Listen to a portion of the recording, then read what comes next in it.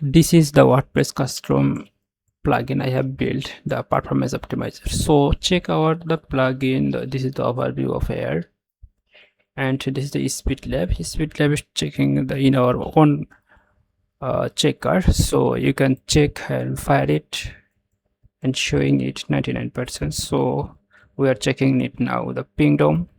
So go to the Pingdom and putting our domain name.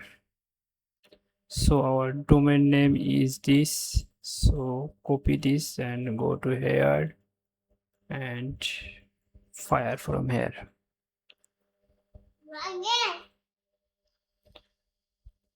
So we are firing from here and check it how much time in the Pingdom showing it. So comes here is showing it the 83%, 1.60 lifetime. And if we put the overview removed, like parse click, and if you check it again how much, like North Korea, Pacific or Europe, when you fire it, so from Europe how much the speed is scored from the Pingdom, you can check it. It's like you need to 1 to 5 seconds need to wait. Now result comes.